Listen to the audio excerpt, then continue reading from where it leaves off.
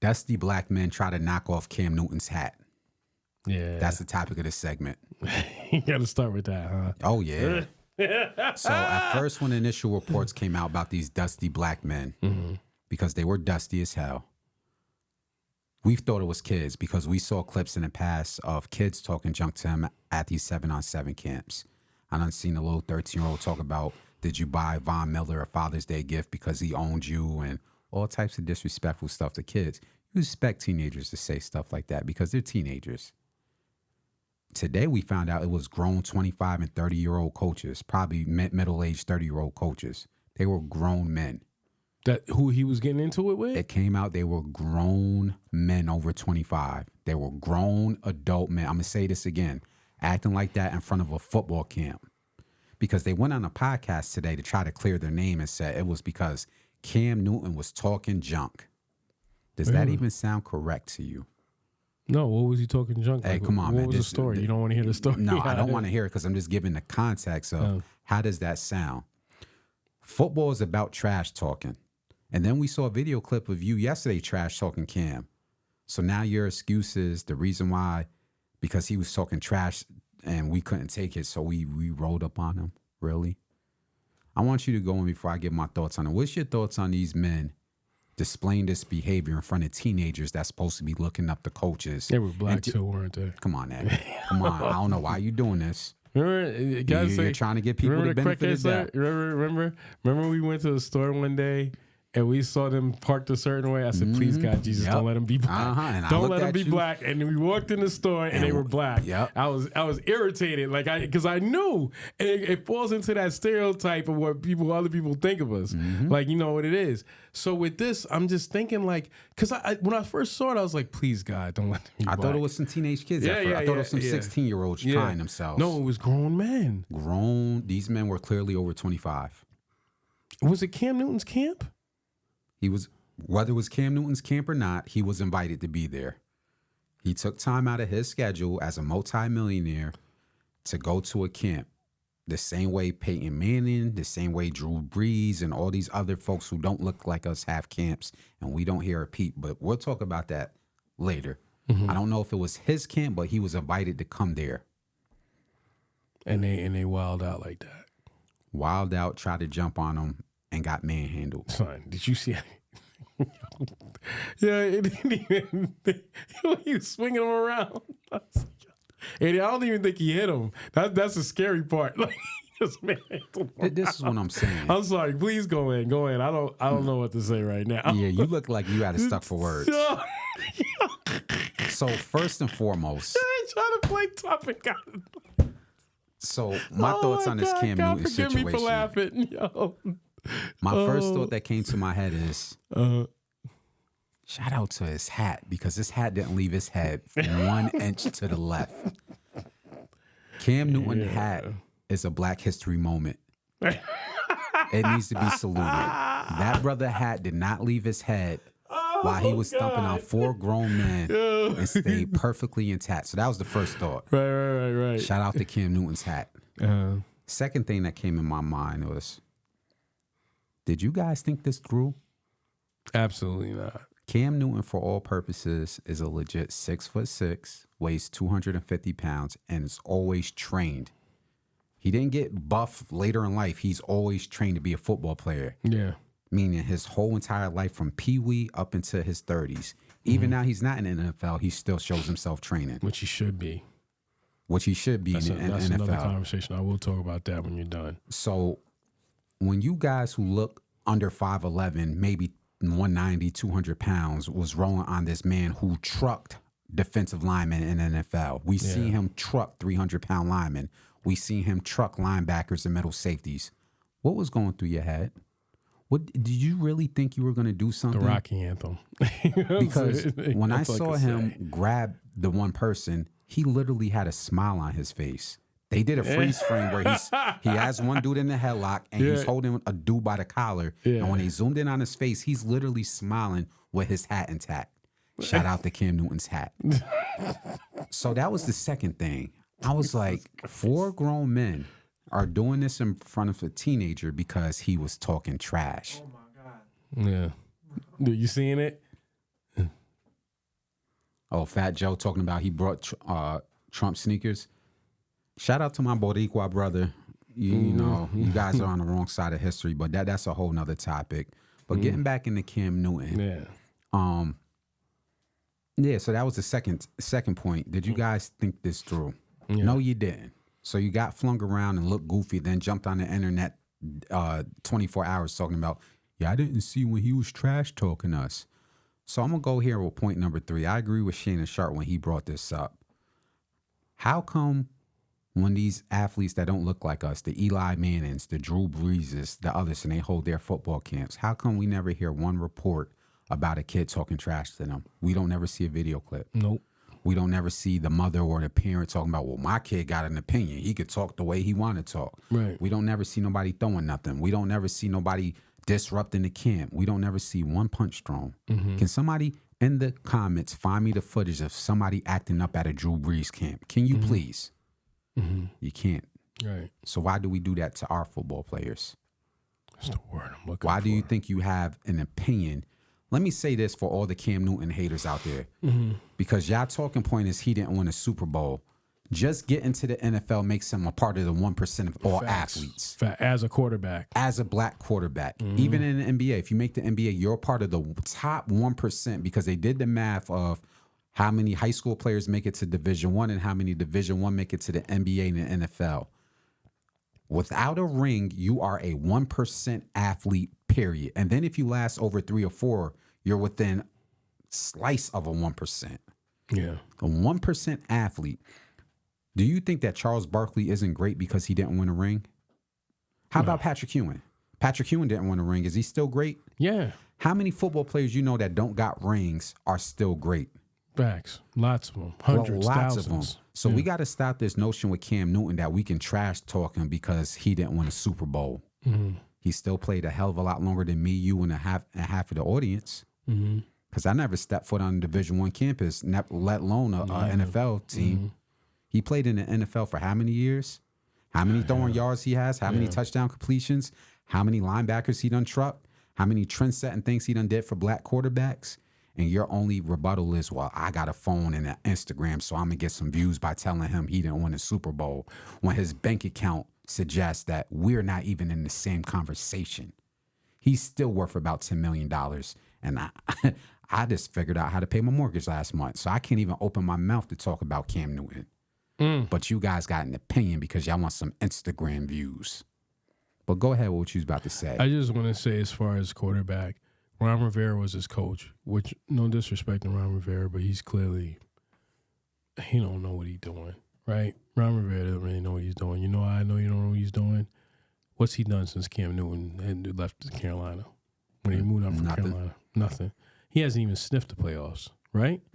Hasn't even sniffed it. So that just tells you how great of a player Cam Newton was, and that you had the wrong coach. Had you got a coach to compliment him, Cam Newton always made a good point. He said, I never had an offseason with a team.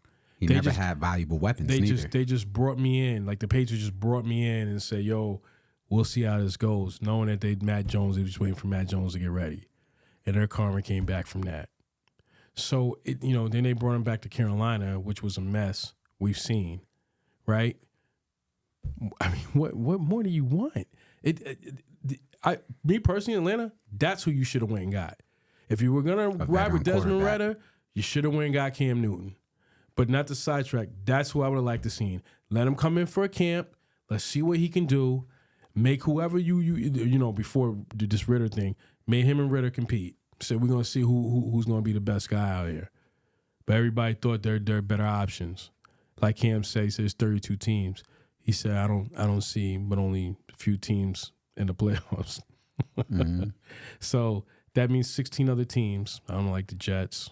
Horrible. We all seen what happened in New England.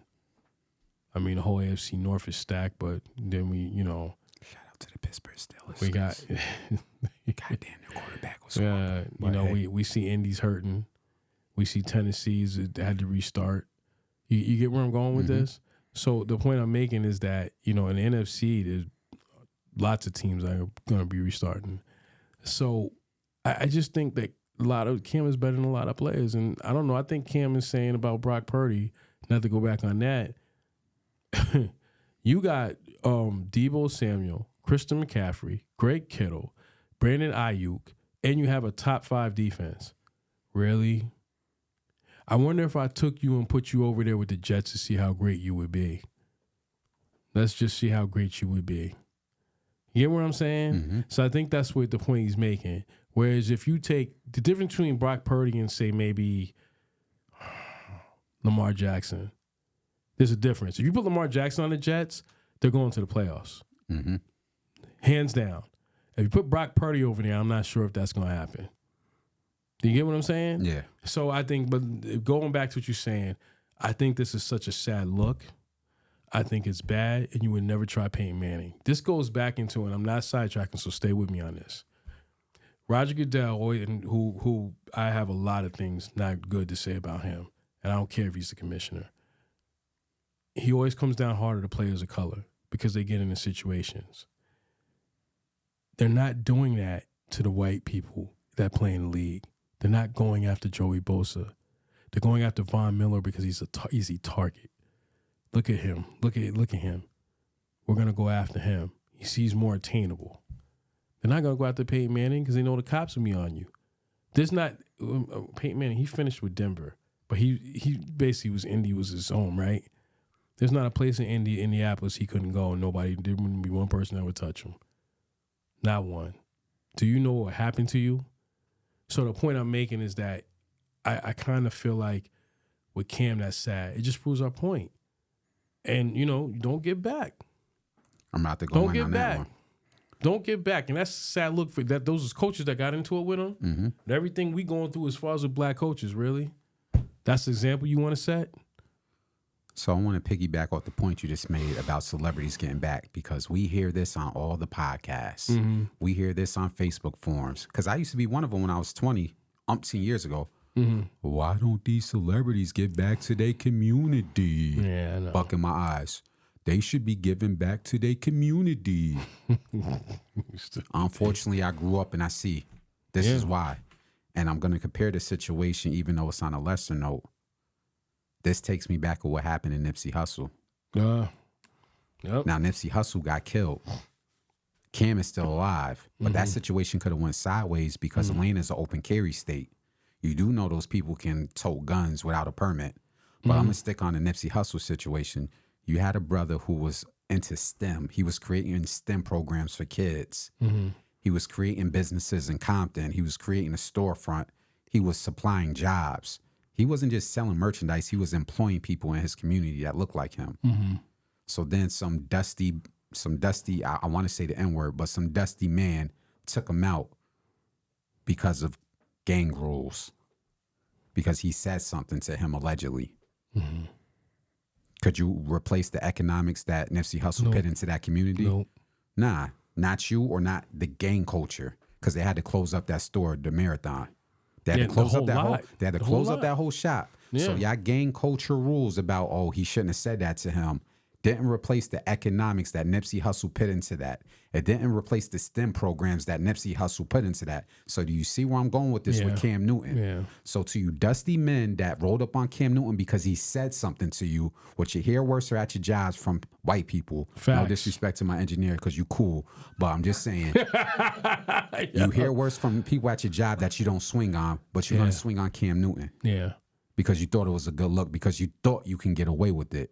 Meanwhile, you got manhandled, but going back to celebrities not giving back, how are you going to replace that impact when celebrities like Cam Newton or others saying, I ain't going over there? It will be rightfully so. Mind you, he's out there without security. That's another point that I want people to understand. He's trying to be touchable because me and you come from an era that if we so happen to see a celebrity, there's about 50 bodyguards around him and you can't even ask for a picture. No. But they look at you sideways. What you mean you want a picture? Cam's trying to be impressionable. I don't need 10 bodyguards, even though he should have them. Right. So now when Marshawn Lynch or Lamar Jackson or Patrick Mahomes is out, they're going to think twice about giving back to their community. They're going to think twice about doing that football camp. They're going to have so many barriers in the way because of this Cam Newton situation. That's what y'all grown dusty men didn't think about when y'all jumped on Cam Newton. How y'all going to make it harder for the next quarterback or just in general, the next NFL player that's going to want to give back to those kids, that's going to think twice and place so many barriers in the way that it's going to be impossible for those kids to have a good experience. Going back to the Nipsey Hussle situation. Y'all ruined that. There's never going to be another rapper that's going to say, hey, French Montana talked about it recently in an interview when he was talking to Gillian Wallow about his new album. He said the scariest thing was me knowing that I had to pull back because I wanted to do something in the community and I stopped myself because of what happened in Nipsey Hussle. He said that recently, like less than a week ago. Right. So if he referenced Nipsey Hussle and then you see what happened in Cam Newton, what you think those other NFL players and basketball players are thinking? You think they so worried about an AAU camp right now? Nope. So when your kids in the inner cities of Texas, Florida, Georgia, Maryland, New York is saying where the camp's at, and these athletes are like, I want y'all to think about that. You know what? And you know they need to lock those type of people up. Let them get locked up. They're destroying the neighborhood. That dude that killed Nipsey Hussle, what was he doing in the neighborhood before that? And mind you, when he did it, he tried to claim mental illness. Oh, y'all know I got a mental... No, you knew what you was doing. No. You only trying to claim mental illness to get your charges knocked down. Yeah. He's right where he belongs. He can stay there. You know what I mean? Like, it's just... But I just thought about the stupidity of these guys. Like where it could have went. Yeah, no, I get it. It's in Atlanta. I do, yeah.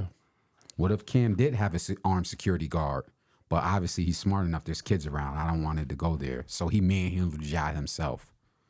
But again, when you people get on TikTok and you people get on Facebook and YouTube and why these black celebrity get their money and they leave the hood?